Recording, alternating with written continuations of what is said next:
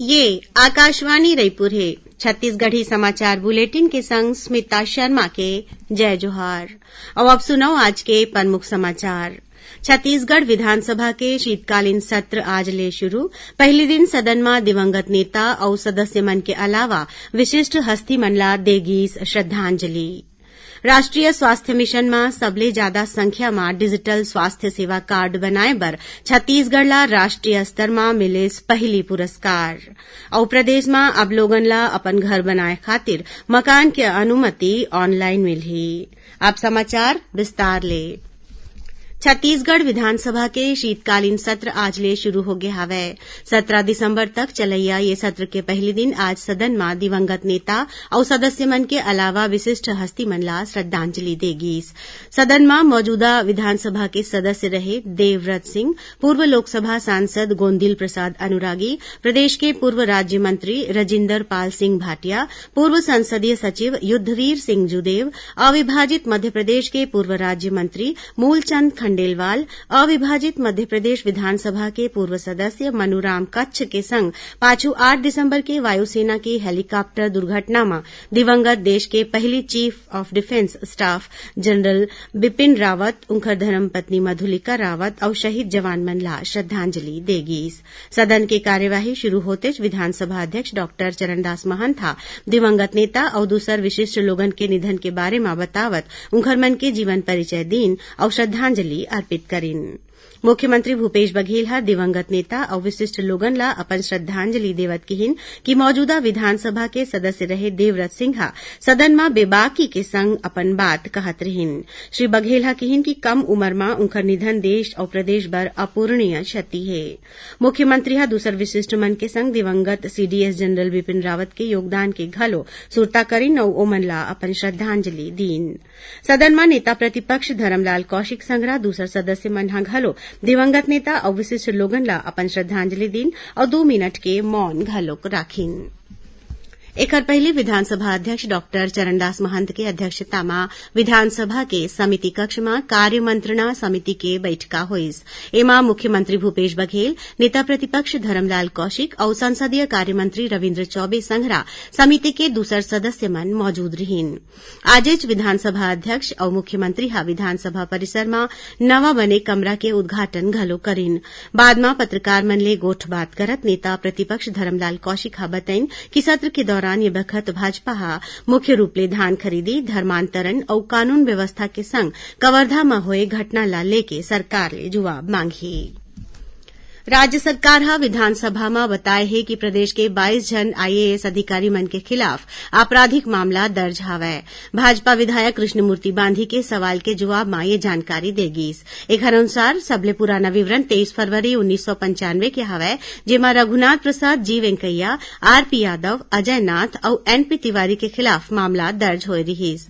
इनकर मन ऊपर अपन पद के दुरुपयोग करत आवासीय भवन और भूखंड के आवंटन के खिलाफ काम करके सरकार ला नुकसान पहुंचाए के आरोप है। ये सबो मामला के जांच चलत है।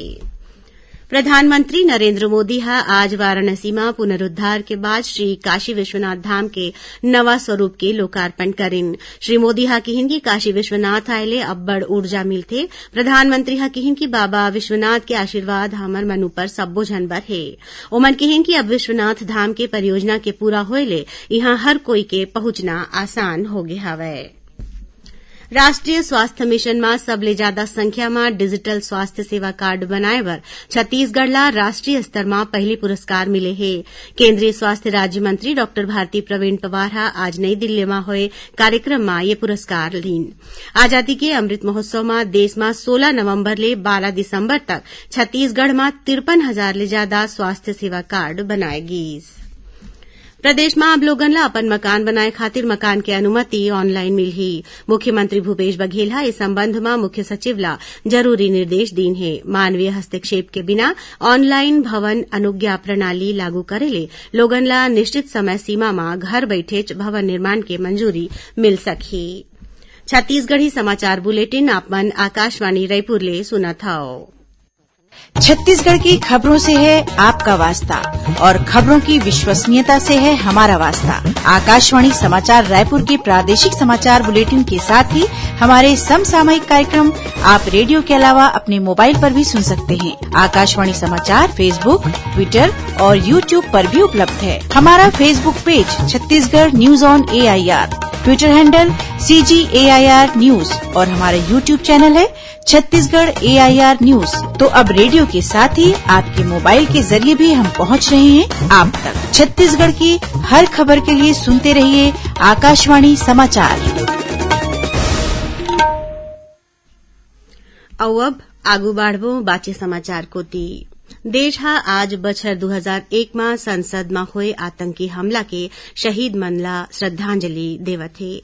संसद में आतंकवादी हमला के 20वां बरसी में दोनों सदन हा लोकतंत्र के रक्षा में परान के आहुति देवैया लोगन ला श्रद्धांजलि दीन। ए मौका में राष्ट्रपति रामनाथ कोविंद, उपराष्ट्रपति M वेंकैया नायडू, प्रधानमंत्री नरेंद्र मोदी और दूसर केंद्रीय मंत्री और सांसद मन हा बहादुर सुरक्षा कर्मी मन ला श्रद्धांजलि दीन। आजादी के अमृत महोत्सव में आकाशवाणी समाचार डहाले राष्ट्रीय स्तर में आयोजित करे जावत प्रश्नोत्तरी के तहत आज के प्रश्न है, ब्रिटिश सरकार के खिलाफ सशस्त्र संघर्ष के आह्वान करे बर कुंदरा घोषणा कौन करे रहीन। एक घाव फिर दोहरावत हन, ब्रिटिश सरकार के खिलाफ सशस्त्र संघर्ष के आह्वान करे बर कुंदरा घोषणा कौन करे रहीन। श्रोता मन हा अपन उत्तर व्हाट्सएप नंबर 8826546262 या ईमेल amritmahotsav@prasarbharati.gov.in में भेज सकत हैं। ये प्रतियोगिता बर एक भाग्यशाली प्रतिभागी ला विजेता के रूप में चुने जाही और काली के समाचार प्रभात में विजेता के नाव के घोषणा करे जाही और विजेता ला ई प्रमाण पत्र घलो दे जाही। मुख्यमंत्री भूपेश बघेल के अगुवाई वाले छत्तीसगढ़ सरकार के 3 बछर अवैया 17 दिसंबर के पूरा हुआ थे। ए मौका में काली रन फॉर CG प्राइड के आयोजन करे जावत थे, जेमा स्थानीय लोगन शामिल होही। राजधानी रायपुर में होवैया दौड़ ला बिहनिया 6:30 बजे मुख्यमंत्री हा गांधी उद्यान ले हरा झंडा दिखा के रवाना करही। ये प्रतियोगिता में आने श्रेणी बर कतकोन पुरस्कार राखे गे हवय। गरियाबंद जिला के खरखरा गांव में पाछू रतिहा हुए सड़क दुर्घटना में मोटरसाइकिल में बैठे 2 जन मनखे के मौत हो गए। उन्हें एक जन युवक हा गंभीर रूप ले घायल हो गए हवय। मिले जानकारी के अनुसार राष्ट्रीय राजमार्ग में मवेशी मन ला टकरा के फटफटी में बैठे 2 जन मनखे मन गिर गिन। ताऊ मन ला बचाए खातिर एक जन सियान हा मौका में पहुंचिस, फिर तभे पाछू ले आवत ट्रक के चपेट में आए ले अधेड़ और फटफटी में बैठे एक जन युवक के मौत हो गई। प्रदेश में कोरोना ले बाँचे बर अभी तक 1,84 लाख ले ज्यादा लोगन ला टीका के पहली डोज दे देगे है। उन्हें करीबन 1,08 लाख लोगन ला कोविड के दोनों टीका लग गए हवय। ओती कोंडागांव जिला में टीकाकरण बड़े पैमाना में होवत है। जिला के 54 गांव में सबो पात्र लोगन ला कोविड के टीका लगाए गे हवय। कोविड वैक्सीन लगवाए बर काली जिला के 576 गांव में विशेष रूप ले टीकाकरण तिहार मनाए गिस। एमा काली एक दिन में 58,000 ले ज्यादा लोगन ला टीका लगवाए गिस। नगरीय निकाय चुनाव में उम्मीदवार और राजनीतिक दल मन हा अपन क्षेत्र के मतदाता मन ला पहचान पर्ची जारी कर सकही। दुर्ग के उप जिला निर्वाचन अधिकारी खेमलाल वर्मा हा एक ठन आदेश जारी करत किहिन है कि मतदाता पर्ची में मतदाता के नाव और वार्ड क्रमांक और मतदान केंद्र क्रमांक संग्रह दूसर जरूरी जानकारी होना चाहिए। आदेश में यह स्पष्ट करे गया हवय कि राजनीतिक दल मन डहार ले जारी अशासकीय पहचान पर्ची में कोनो भी उम्मीदवार के नाव या उनकर दल के नाव और चुनाव चिन्ह दर्ज नहीं होना चाहिए। स्वामी विवेकानंद के जीवन दर्शन में आज ले महंत घासीदास संग्रहालय के आर्ट गैलरी में एक ठन फोटो प्रदर्शनी लगाए गे हवय। एमा स्वामी विवेकानंद के बचपन ले लेके उनकर जीवन ले जुड़े कतकोन महत्वपूर्ण चित्र प्रदर्शित करे गे हवय। ये प्रदर्शनी 17 दिसंबर तक बिहनिया 10 बजे ले संझा 5 बजे तक चलही। आखिर में प्रमुख समाचार एक घाव फिर। छत्तीसगढ़ विधानसभा के शीतकालीन सत्र आज ले शुरू। पहले दिन सदन में दिवंगत नेता और सदस्य मन के अलावा विशिष्ट हस्ती मन ला देगी श्रद्धांजलि।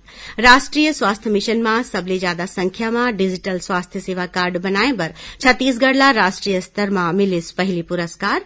और प्रदेश में अब लोगन ला अपन घर बनाए खातिर मकान के अनुमति ऑनलाइन मिलही। एकरे संग छत्तीसगढ़ी समाचार बुलेटिन इहे सिरावत है। जय जोहार।